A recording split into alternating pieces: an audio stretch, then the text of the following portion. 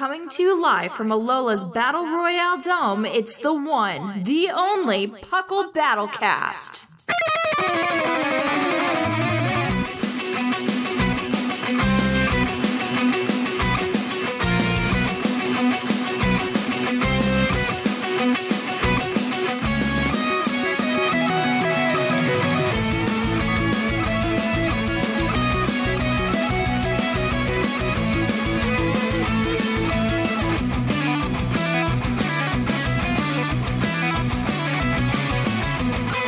Hello and welcome to episode 26 of the Battlecast. I am your host, Seth Vilo, and right out the gate, I've got a little bit of a different show for you this month.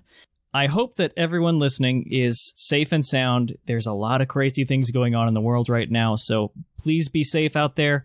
I know it's gotten the best of everybody's schedules, including ours here at PUCL, which is why you haven't heard me introduce any co-hosts yet, because it's you and me. I'm talking directly to you guys this time, because it's a little different. Our schedules didn't align. Everything is crazy right now, but I didn't want to leave you guys hanging. So I am here to give you guys a quick update on how things are going in the world of competitive battling. So we're going to jump through the what have you been up to, because what have I been up to? I've been doing work. I've been doing things. I've been keeping on while not leaving my house for the last month, which, as a slight introvert, has been fantastic. I highly recommend it, especially if you're in a high-risk area. Stay at home, guys, because it's crazy out there, and be careful. But I've also been practicing on the ladder and playing things there. I know I was on the show this last week, and I mentioned, I think then, that I was taking part in the Metal Suspect test. I didn't actually end up getting any voting rights for it, but I was doing it and kind of seeing what was taking place there, as well as following all of the threads and everything like I normally do to keep on top of things for this show. So it's been fun. A lot of things have been going on. So we, together, are just going to dive straight into tier time. So we'll be right back after this message, which is much earlier than normal. And now it's time to see the results of this month's Blood, Sweat, and Tearing. And we're back. That was quick. We're starting with tier time because a lot of cool stuff has happened, especially in the time period between March and now at the end of April. A lot of cool stuff has happened over the entire tiers.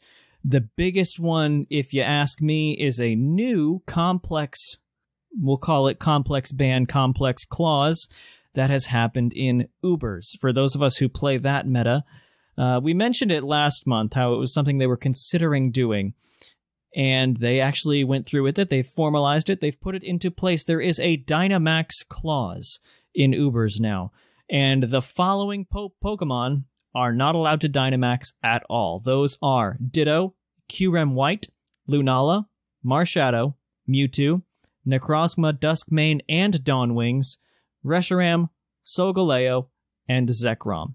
By this list, it looks like Kyurem Black still can, but meh. That's the list of things that are not allowed to Dynamax at all. Pretty much the big ticket Ubers on that list, the big, almost box legends, we'll call them, in addition to Mewtwo and Marshadow.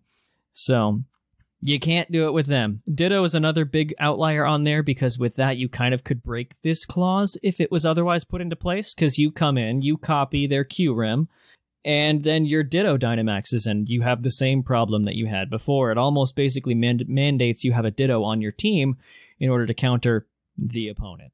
So with that, a lot of stuff has kind of balanced out. Ubers has become a lot less overall oppressive, if you will. Things like Mewtwo can no longer crank their speed up to suddenly outrun Eternatus with using the flying type Z move. That is escaping my brain right now, and I don't have anyone to lean on. So if you're screaming at it at your computer screen or in your car if you're driving, just scream it or comment at me on Friday morning when this comes out, and tell me I got the name wrong. But anyway, moving on. The couple of the biggest ones out of that are Marshadow, Mewtwo, and Necrozma Duskmane. Those are the big big offenders of this, as well as Zekrom, because Zekrom could get a couple Dragon Dances up and then not be able to be revenge killed, because it's got enough decent bulk that doubling the HP really goes a long way with it. It hinders a lot of those, and obviously Zacian can't, because it can't in the coding. Eternatus can't either, so it brings down and keeps level a lot of the really big, bad, ugly Ubers. A lot of the meta has started to skew from specially based now to more of a physically based one. Zekrom is still incredibly potent, but other things like Zacian, Marshadow, and even Gyarados, which we'll talk about a little bit more in a minute, really start to shine a lot more when it's not just completely overwhelmed by the specially based things that can Dynamax. So things to counter physically based Pokemon, like Quagsire with Unaware, Hippowdon is another really good one, and Melmetal, which we've recently gotten, and part of the reason that it stayed Ubers is because it's just so bulky. They're starting to rise because of this physical skew. However, one thing that is also rising really good, really well, but is not physically based is Lunala. It actually, even though it can't Dynamax by itself anymore, it's incredibly benefited by this particular Dynamaxing clause, because now it's not scared of things like it was before, like Reshiram Dynamaxing in its face, Marshadow, Dynamax, Revenge Kill, maybe even Steel, I guess, Calm Minds in its face, and Duskmane no longer being as reliable a counter, being able to just double its HP in front of it. Lunala has a lot of different sets that it can run too. You can go straight offensive with some kinds of choice items.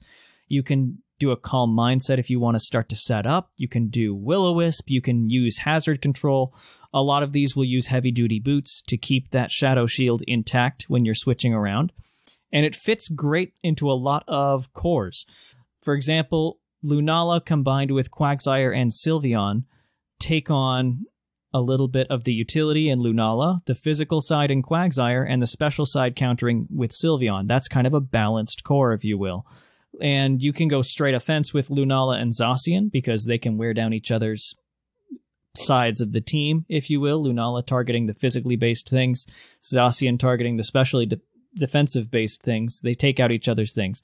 But one of the big ones that's really rising quickly to the top, as far as best users of Dynamax, there's two really good ones. One is Gyarados, the thing that we were kind of afraid of in OU, and that's where it made its biggest splash, ironic, is in OU. It's a really good user of Dynamax just by itself because of how its stats are, what move pool it's got. It can immediately start a snowball sweep after a single Dragon Dance, where you just do that, Dynamax up, double your HP, you now survive stupid things like Thunder, and just go for it. It was previously kept down by the fact that stuff like Mewtwo and Solgaleo, all those could Dynamax in front of it, meaning it's less effective. Now they can't, now you can. You start that snowball a lot earlier. However, arguably, the best in Ubers user of Dynamax is probably Excadrill. It's still got the Mold Breaker to Kitten Levitators out of the way. You can do Sandrush if you're partnering it with Hippowdon or Tyranitar, because now that Lunala is good, therefore Tyranitar is good, even without Pursuit, because it's something that can actually absorb a Moongeist Beam. So Excadrill's got a lot of good partners. You could even use both of them if you really want to make sure that Sand is up for it.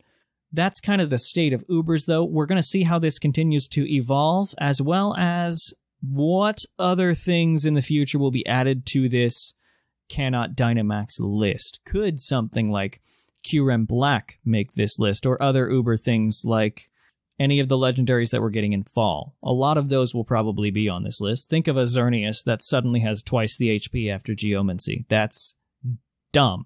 That's not going to survive. That's going to be immediately put on this list.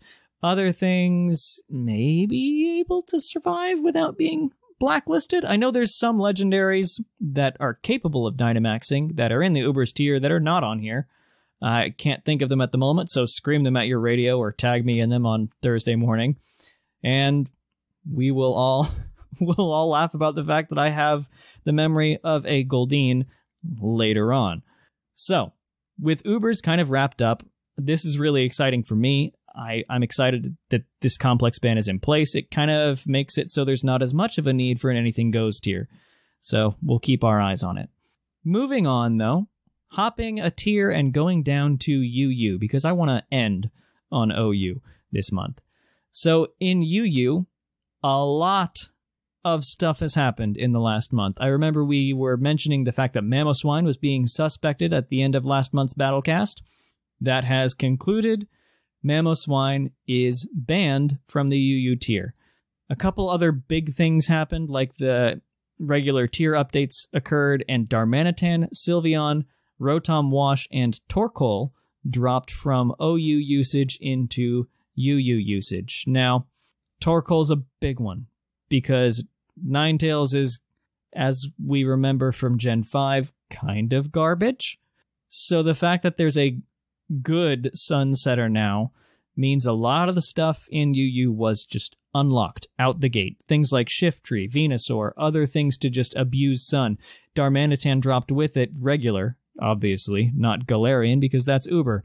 But regular Darmanitan dropped alongside it, so there's a big, huge Sun abuser at the same time that Torkoal comes out. Sun was a gigantic problem. So, in the last week since this is being recorded, Sun was too much, something had to be done. Over the weekend, Venusaur was voted on by the council down there, and Quick Band as well. So Venusaur is out. That was the first step in starting to try and limit Sun, because that was its biggest abuser. Venusaur has been good in UU forever. Regular Venusaur. It has a good typing. It's immune to Toxic, which is a very common move now that Home came out.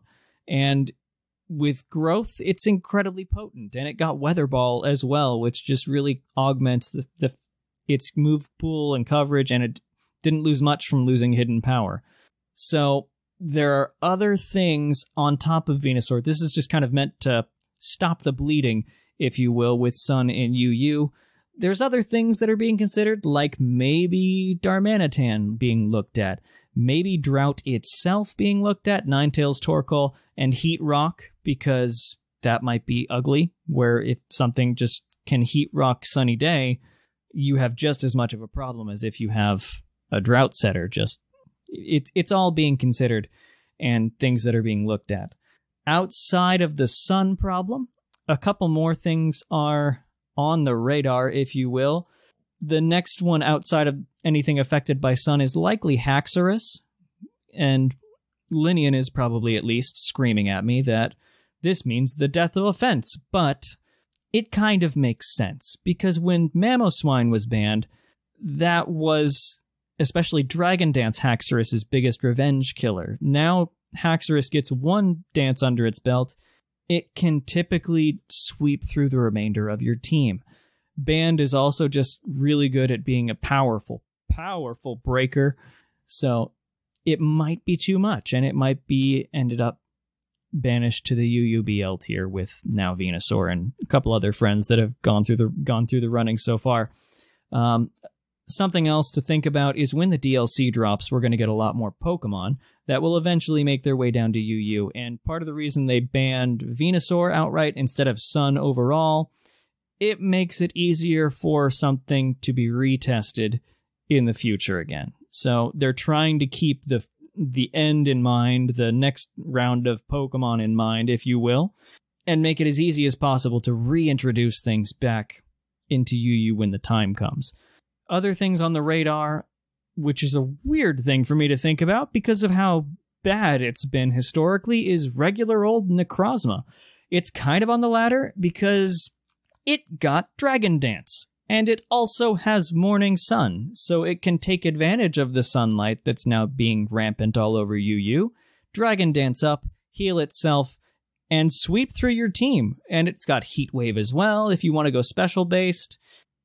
It's got Photon Geyser, which can go either direction, which is a really cool mechanic. And you can also do things like Autotomize with Weakness Policy to take advantage of the fact that Psychic typing isn't the best. So really lure something into hitting you with a U-turn or a Dark Pulse or a Crunch or whatever.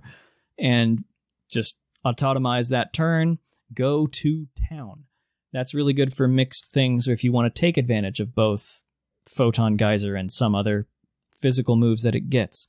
Another thing that has kind of arisen to fill the gap that Venusaur left is Shiftry, because much like Venusaur, it's a chlorophyll sweeper. However, Shiftry is a little bit different than Venusaur. Venusaur relied on growth and it was basically a nasty plot. Let's be real with ourselves, because its physical is not that good, especially non-mega. It gains a little bit of attack that way, but it's not as good as its special options. Shiftry has the move pool and the boosting moves to do either of those things. You can go pure Swords Dance, you can go nasty plot with Shiftry and just go to town with whatever side, and they don't really know what you are until you reveal that boosting move, which is a big advantage over Venusaur, which you always know is going to have Giga Drain, Sludge Bomb, Weather Ball. Its special move pool is much better than its physical. The fact that Shiftry is not immune to Toxic does kind of stink, because Toxic Spites do exist. The regular move Toxic exists, Poison status happens, and that is kind of something keeping Shiftry in line, if you will, as well as its just overall weaker attacking stats. But it's filling the void in the meantime until they figure out what they're doing next with Sun, or just move on to the next suspect, or don't do anything for a month and a half until the next DLC comes out and we have no idea what's landing. A lot of those, like all the other stuff, will probably land in OU first and then start to filter down. But in the meantime, I mean, when you know something is coming that's going to affect all of your tier, it kind of makes you wonder if you should take action now or wait and see what happens. That's the real hard part that we're in this month leading up to that coming out, and we don't really know what Pokemon are coming. So we have no idea what to expect as far as what's going to be good in a month and a half versus now. The whole meta could be turned on its head in an instant. So, yeah.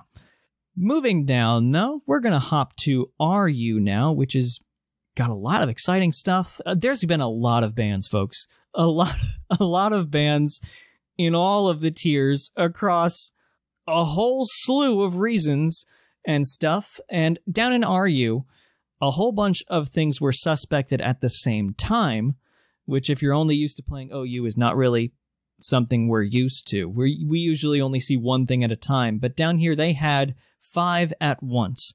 Those 5 were Centiskorch, Barraskewda, Male Indeedee, Alolan Raichu, and Salazzle. They were all tested at the same time. Centiskorch and Barraskewda were determined to be too much for the tier, and they were banned to RUBL. Indeedee Male, Alolan Raichu, and Salazzle all remain, and Indeedee is the thing, guys. It's the thing to prepare for down here. It's omnipresent. It has an immense effect on the tier. Psychic Surge is good, even though the surges were nerfed a little bit this gen.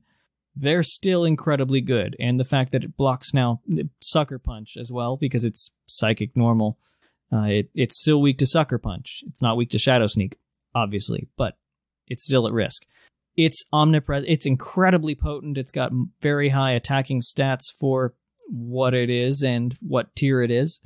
Another thing people are tremendously afraid of down here is, I sound like a broken record, Sun, because Ninetales is here, Salazzle is here, and a couple other things that have the potential to abuse Sun are down here as well. But Salazzle is the biggest abuser and has led to a huge surge in Gastrodon, which can kind of check the core so long as the Ninetales does not carry Solar Beam, which a lot of them don't. And Salazzle is a weird one because it's an offensive threat in being boosted by Sun with its fire moves. Things can't switch in because of its poison coverage, and Corrosion, which is huge because that kind of puts a timer on anything, even things that normally you would expect to not have a timer because of poison immunity. Corrosion is really good down here. Another thing that happened is Mantine left. It rose to UU, which it might come back down for an issue that we'll talk about when we get to the OU area. But for now, Mantine is gone. And with its special defense stat, that could be a soft check to Salazzle. Now it's not here anymore. It's also meaning that it's much harder to remove hazards now, because Mantine was a great defogger. Xatu has reigned in that role and taken up that mantle, and is now the primary hazard remover down here in RU. It's also a magic bouncer, which is kind of cool if you time it right. Now, a bounced toxic from a corrosion Salazzle will not bounce the corrosion ability back to... You can't poison a Salazzle with its own toxic. That's not how it works. Xatu would have to have corrosion as well. It doesn't copy that effect with magic bounce. So, just something to keep in mind. But a lot of stuff is really hugely benefiting from Sun down here as well. Salazzle I've mentioned. A solar power Charizard is a scary thing to be looking at on the other side. It can do all sorts of crazy things. Belly drum, choice specs. It's got coverage for days just because it's a Charizard. And it's something that could pop off a solar beam out of nowhere. We all kind of have seen the coverage that Leon's Charizard randomly throws out. So it can do quite a bit. Something that's existing and kind of rising now to counter the whole Sun threat is Colossal, which is fun. It does a lot in one slot. With its typing, it can naturally counter pretty much any fire type out there, and you can get a steam engine going if you really wanted to. It also rocks, it also can spikes, it can also rapid spin. It does a lot for one Pokemon, and it also counters some of the big things that are happening right now because of the sun abuse. Another core that's happening down here, Xatu is the primary hazard remover because of defog, which is just by definition much more reliable. There are rapid spinners, however, like Colossal itself, and a couple other things that just happen to be down here and happen to know rapid spin. So Vikavolt is a pretty good threat. It's down here, it's bulky, it's got Roost, it can heal itself again, which it didn't have up until Home came out, and it's also got sticky webs. So you can lay that down, possibly multiple times in a match if you need to. Pair that with a ghost type to stop any kind of spinning, and you have got a good team pretty much from there, because sticky webs is something that you can really abuse, especially when there aren't as many things down here to worry about, like Bisharp with Defiant, and things with Contrary are not really on people's radar. So with a little bit of speed control, you can start to wail on a team pretty well. Salazzle's not nearly as threatening if it's slower than you because of how fragile it is. Another cool thing that's starting to see a little bit of an uptick, because of Indeedee still being around and it not having been banned, Rest Talk Superpower Malamar with Contrary. You can just throw out superpowers left and right. It's neutral on Indeedee.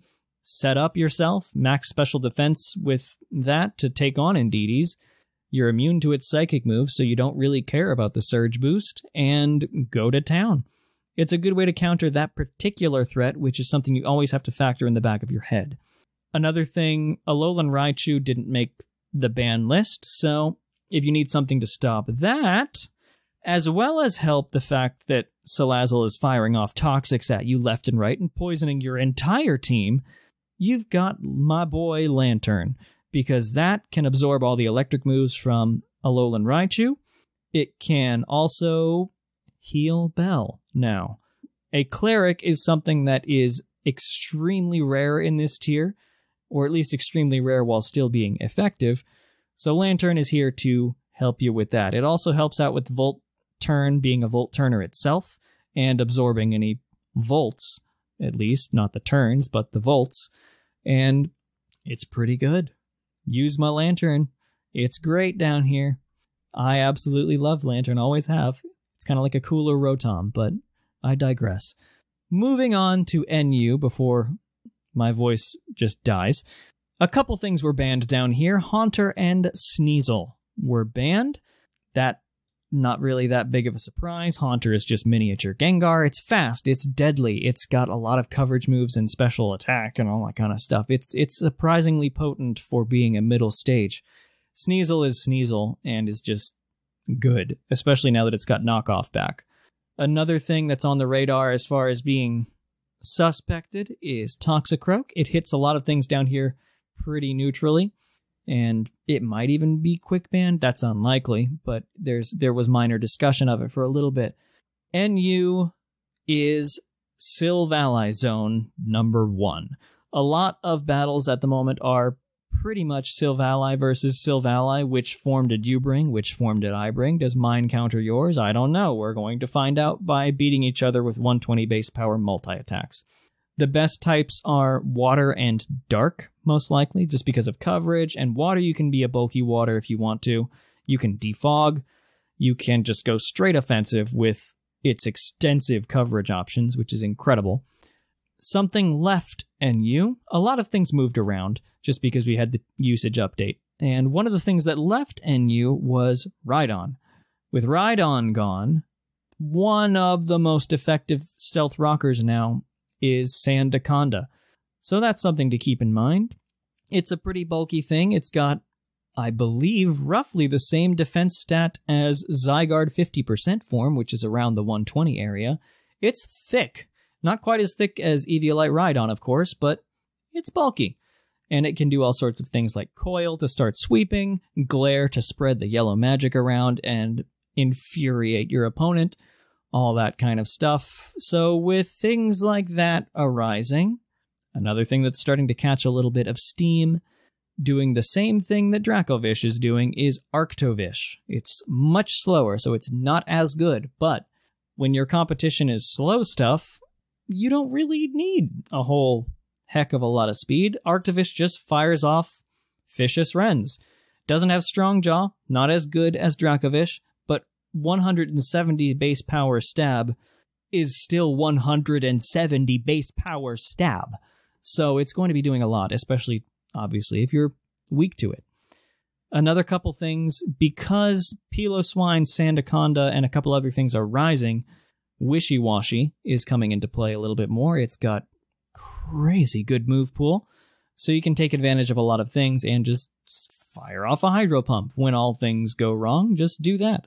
Maybe weaken your opponent's things that check water and pair it with Arctovish. You're a really slow team, but paralyze, sticky web if you want to, and really go to town that way if you want to. Another thing that was on the slate to look at before, didn't make it, is still in this tier, is Drampaw. It's basically got no defensive counterplay because it's got a lot of good coverage, it's got a pretty dang high special attack stat, and it's hard to stop. If it gets in on the wrong thing, you can kiss one of your teammates goodbye.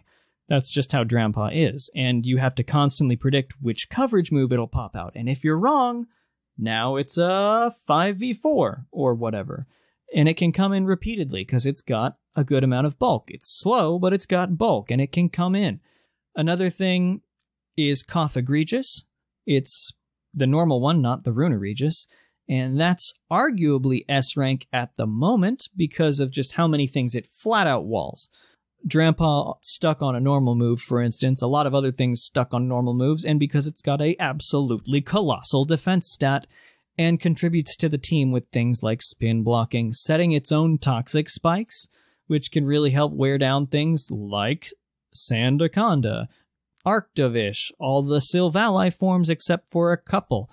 It really starts to add a lot. It's stoppable with toxic and pressure stalling, of course, but it's still incredibly good as a physical wall and a hazard setter. It's part of the reason why Silvally Dark is so good in this tier, but one of the things, which is the first thing on the spice rack that I want to pull down, is Silvally Fire type, which is a little bit of a newer addition to NU's radar. You just have regular attacks like multi-attack, Flame Charge, Dragon Claw, and Swords Dance in the last slot if you wish. It hits a lot of stuff hard. A really common core down here in NU is Clefairy with Eviolite plus Eldegoss. It's a pretty good core. Clefairy is just bulky. You've even seen that in OU because of how bulky and good the Clef family is just by its ability, by its move pool, and it can do a little bit of everything. Clefairy can set Stealth Rock if you want to. It can also Wish Pass now that it's got Teleport. It can do a lot. And Eldegoss is your Rapid Spinner and just bulky grass, which is always a good thing, especially when ground types and water types are on the rise. So, Silvally Fire walks in and kind of dismantles that core almost completely, because multi-attack's power buff this generation up to 120 does a lot. And if you get a Swords Dance in on top of a Flame Charge, there's not a whole lot that can stand in your way. So Silvally Fire is pretty darn good at dismantling a lot of common cores down here. You can maybe throw in a coverage move to attempt to knock out a physically based ground type or something like that, but that's up to you. We are going to take a small break here. I'm a little tired. I'm going to go rest up for a sec, but I'll be right back with the final 2 tiers.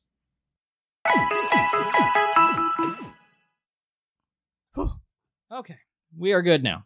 Recovered and everything. So, finishing up the bottom, fully formed, brand new tier that had the most bans of anything, we've got PU. Here is the list of everything that has been banned from the PU tier as of recording. Arctovish, Arctozult, Swoobat, Silvally Normal, Noctowl, Silvally Ground, Silvally Fire, Silvally Flying, Vulpix, and Heatrock. That is the list. Lots of Silvallies, the entire fossil line, pretty much. Noctowl and Sun, pretty much, is the list of everything. Other things are on the radar, though. We are not done, which is why I specified at time of recording, because who knows, by tomorrow when the show comes out, they may have banned these things. Those things are Silvally Dragon type and Type Null. Those are still on the radar at the moment. But everything else that was on the radar a week ago has since been taken off of the radar. Sun is a problem everywhere you go, except for OU, apparently, where it fell flat and died. It fizzled out in OU because there's just so many other bigger, bulkier, scary, monstrous things up there, and all the other tiers are left to suffer for it, which is why when Torkoal dropped and Darmanitan dropped, UU kind of fell apart. But Sun is a problem here too, or at least it was until a few days ago when Vulpix and Heatrock were banned, so you can't just manually set Sun either. With all of those, though, with the current state of bans, Silvally Dragon is S rank right at the top for its just pure offensive potential. It basically has a free, no-cost stab outrage thanks to multi-attack's 120 buff. It's got Swords Dance, it's got perfect coverage on top of it with potential fighting moves, fire moves, poison moves if you want, and it's still got 95 defenses, so you can do things like a defog set or a pure support set with the dragon typing. So it's got a lot of options. That's the scary thing about Silvally.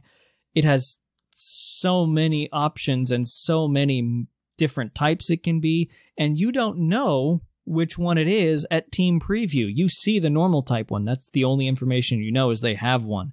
You don't know what type it is until it comes out. So it could be a little bit of anything, and if you're in the wrong thing at the moment, all of a sudden the Dragon Silvally Swords Dance is in front of you, and you have to figure out, how am I going to absorb this outrage coming at me with no chance of it getting confused, because it's not outrage, it's multi-attack, and you're in big trouble, because not as many good fairies are down here to absorb that, except a couple random smaller ones, or just things that are very physically bulky, like Throw, which is the other S-rank thing at the moment. It's got incredible bulk, it adds a lot of utility to a team, and it really is kind of a glue to a whole lot of cores down there. So whichever Sesame Street brother that is, or whatever they are, whatever Sesame Street Muppet Throw is pretty good. It's a good one down here. And another thing that happens, as what happened with Dragon, when Silvally Normal left, Silvally Ground and Fire and Flying filled the slot. And so now when those left, another type fills it. Just because it's kind of the same thing, no matter what it is. So if Dragon is banned, who knows? Maybe Grass will fill that void and do something, because just the next Silvally fills the slot that's left, fills the void that's left over by the previous one. The only thing different is typing. But move pool, bulk, everything else stays the same. It's the land of Silvally number 2 down here in PU. And another couple things that are incredibly good, Mawile is an incredibly potent thing that was on a lot of people's ban radar for a long time. And it's an offensive threat down here. It can be a stealth rocker if you want it to be, but it's also got Sheer Force, Life Orb, Play Rough, because Play Rough is boosted by Sheer Force because of that potential attack drop. So it's scary, and it's still got things like Sucker Punch, which are not boosted by Sheer Force, but, you know, oh well, it's still a Life Orb boosted priority move at base 80 power or 70 power. It's kind of scary. And another cool thing off of the PU spice rack that I've seen, Sun may be out, but that doesn't mean that Rain can't have its day. Ludicolo is down here serving up coffee to all who are unsuspecting, and it doesn't have a lot of counters, really, by the definition of what a counter is, if Rain is set up. Not many things can switch in and take 2 consecutive hits in the worst case scenario, sans crit or something like that. Even things like Eviolite, Type Null, Marini, things like that are not really true counters to this thing. They can be 2-shot in one way or another with Rain up. Ludicolo, if you give it an opportunity to get in and get its footing, is absolutely terrifying. So that's the PU spice rack for where we are. Now, before we hit OU, there are a couple extra tiers that I wanted to mention because a lot of interesting stuff is happening.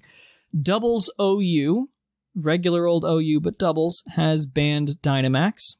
Random Battles, which was not something I was expecting to see a suspect on, suspected the Dynamax phenomenon, but they voted on it staying. So, in Random Battles, you can still hit the Dynamax button.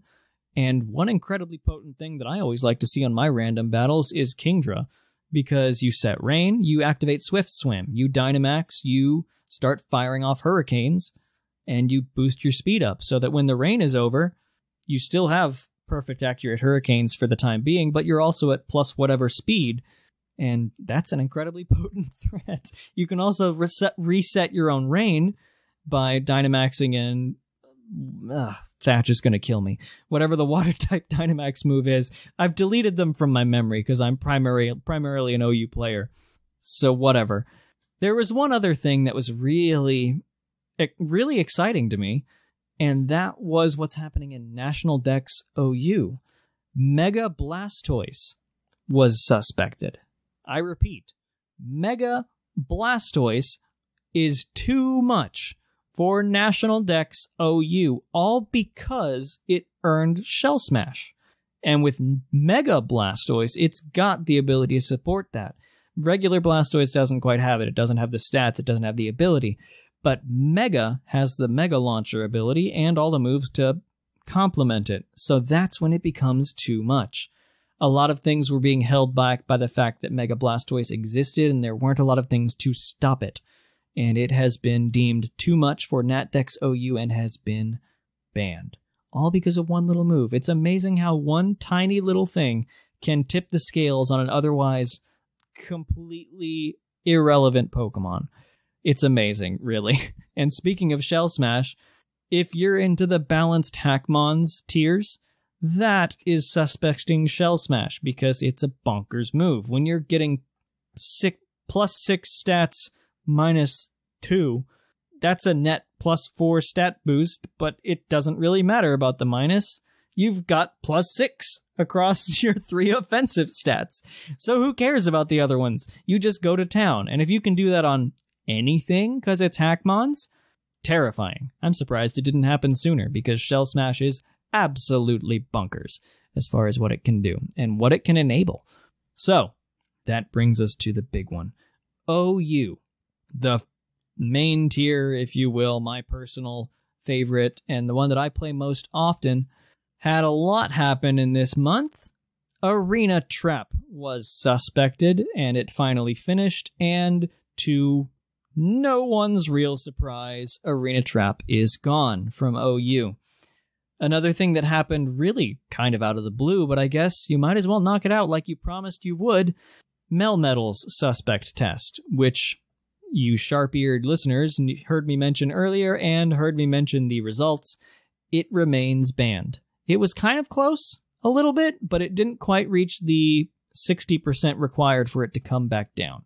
And, you know, there were opinions either way. Some of them swayed me a little bit. I didn't quite make it to the voting area, but I'm not sure what I would have voted if I actually made the requirements, because there were a lot of good arguments either way. It's a good wall. It's an incredibly potent attacker, so long as you can survive long enough to get the double Iron Bash through. And, you know, people thought it would be the thing to stop Clefable's endless reign of wish passing, but it turns out that Melmetal's optimal partner is Wish Pass Clefable, so it didn't really stop it at all. And Melmetal counters itself, so Clefable switches from the Melmetal in front of it to your own, and it kind of did that whole bouncing back and forth thing where you had the same two Pokemon coming in on both sides of the team all the time, and they were the core to each other's threats. There were a lot of cool Melmetal sets, though, that some of which were very, very creative.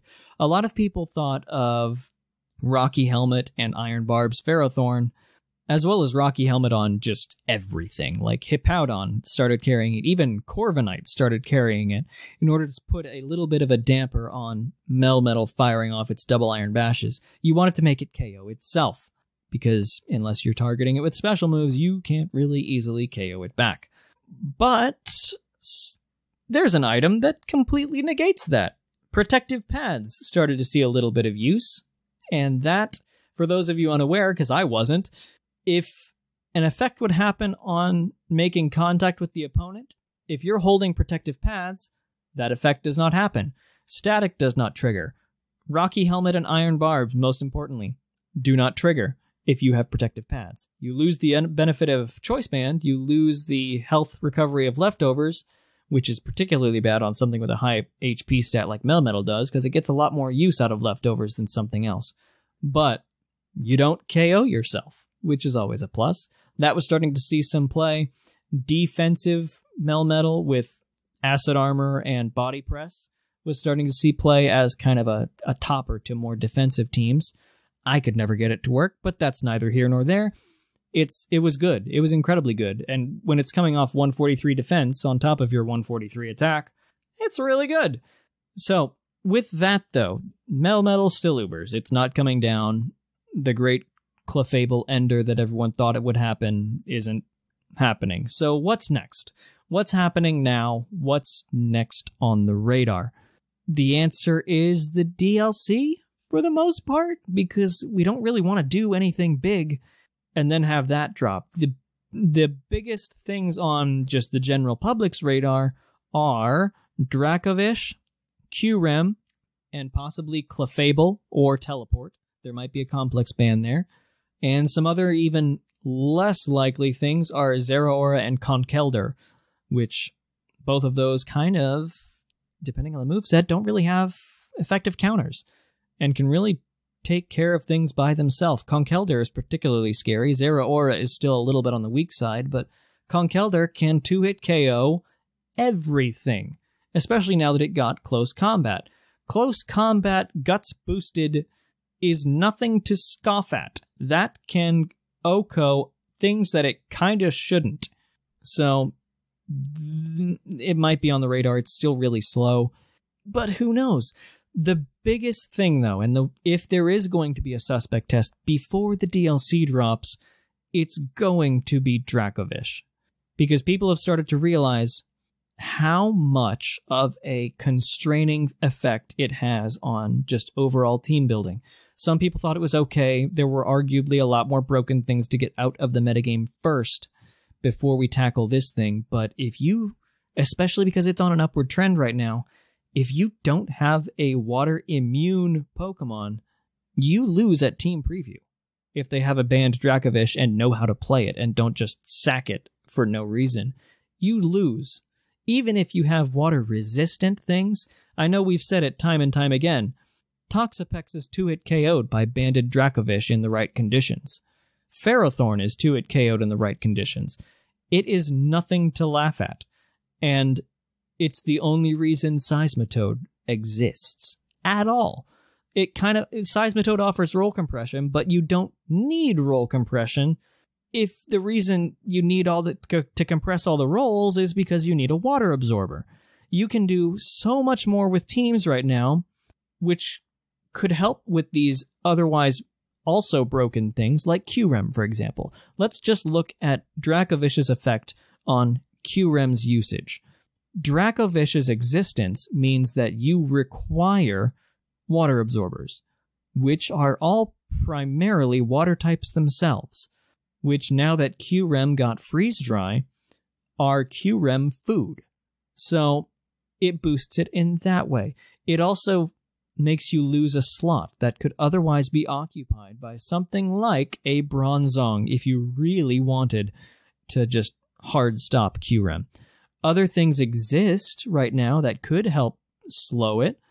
Things like Special Defensive Jirachi. That can take pretty much all of the moves QREM can throw out, sans Earth Power, but if it's locked itself into Earth Power, take advantage of that in other ways. But you can't afford to run Jirachi right now because one of your slots always has to be this thing or this core, simply because Dracovish is a Pokemon that could be on the team, and you don't want to auto-lose to just a Pokemon that has pretty good usage. It's got a lot of powerful voices behind banning it, or at least suspecting it.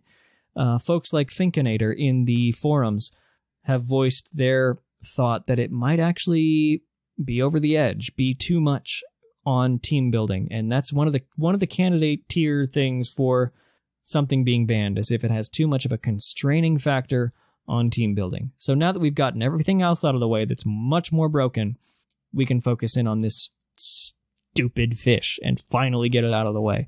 Personally, if you ask this radio voice, I think it's time for it to go.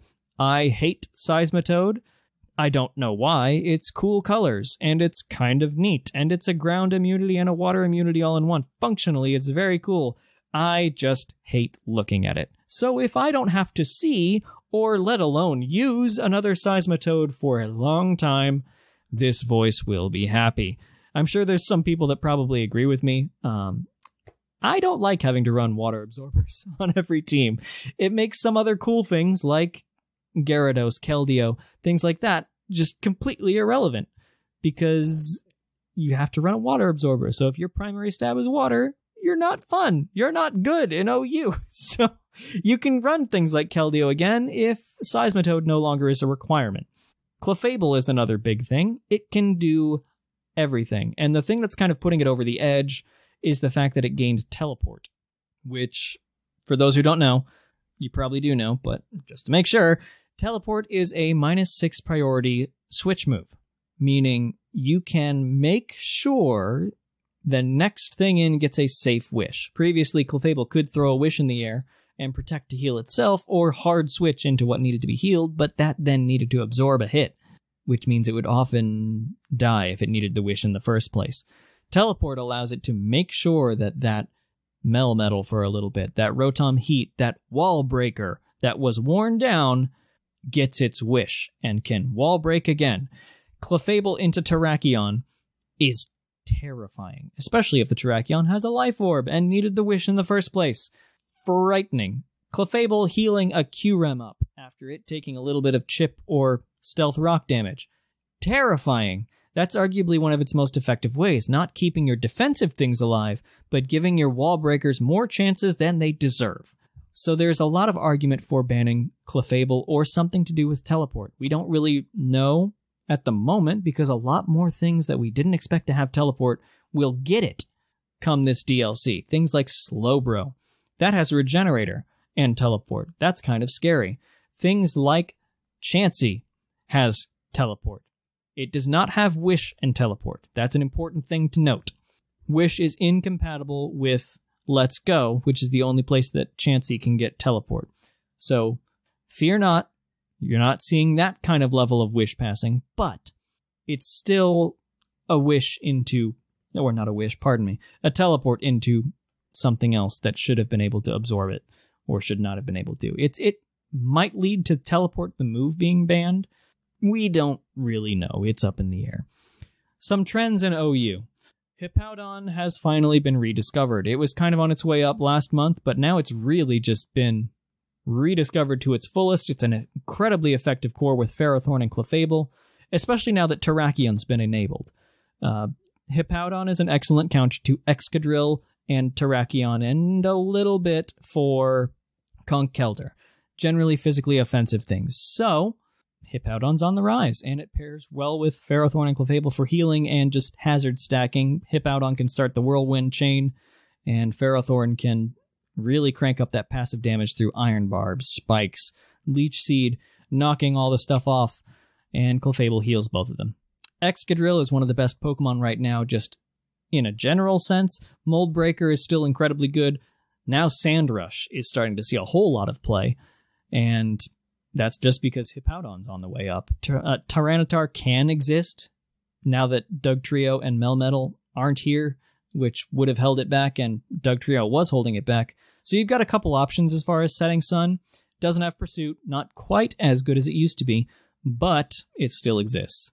Like I mentioned, Terrakion, and I mentioned this on this week's show as well, Terrakion is picking up a lot of steam now that its primary stopper and Revenge Killer is out. Arena Trap really kept Terrakion from thriving and existing because it could get a KO, but then it's just immediately Revenge Killed unless you're Life Orb, Sword Stance, Quick Attack. Exactly. And now you can afford to run Earthquake to stop Toxapex and things like that. So Terrakion is picking up a lot. Another couple of things, if you're running Specs Dragapult, don't. It's kind of fallen off the radar. It really depended on things like Arena Trap to bop things and get them in range of Specs, because it's not as powerful as other. I mean, it's Specs 100 base special attack. You can only go so far with that.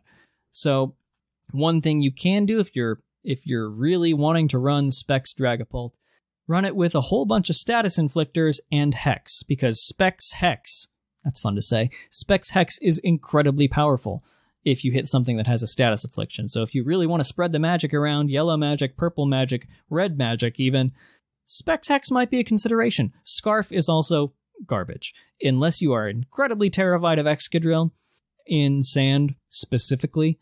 Scarf doesn't really do enough base 100 special attack, and you're required to run Timid on that pretty much. You'd think you can run Modest, but you need Timid in order to outrun Excadrill in Sand. So you're locked into that. You then have to run Fire Blast, which might not even KO an Excadrill. I repeat, a Fire Blast may not one-shot an Excadrill, so your Scarf Revenge Killer for the drill is useless because it didn't knock it out. It's not very good. The ways to go are Dragon Dance for hyper offense teams and Hex for everything else. I personally like Hex because I'm a sadist and like to spread status over my entire opponent's team. I'm a monster. Things that might pick up, though, that I want to mention real quick. I've mentioned a couple of them. If Toad is no longer needed, if I never have to see a Seismitoad again, other things that set Stealth Rock might start to pick up, which can lead to a lot of interesting changes if Dracovish is kicked. Things like Komo-O using rocks. You see it now, but you'll see it more. Special defensive Jirachi existing to counter things like Clefable, Q-Rem, things like that are specially based. Jirachi can do a lot of work there. Tyranitar can come in and start setting rocks. Mamoswine can be a rocker, as well as just good coverage. Rotom Heat does exist, and that resists Mamoswine's coverage and stab, but otherwise it hits everything neutrally. Cobalion. I mentioned this really early on in the home meta forecast, if you will. Cobalion could be good, especially with Bisharp kind of seeing a little bit more play right now, as well as just absorbing a whole bunch of other status conditions. It's kind of seeing a pickup. Bronzong could come in and be a rocker. It's not bulky enough right now, unless you're scared of exactly Q-Rim, but it could see a little bit of play. One final thing I wanted to mention about kind of tying into how Mantine's use shot up a little bit, but we'll maybe see a little bit of a decline.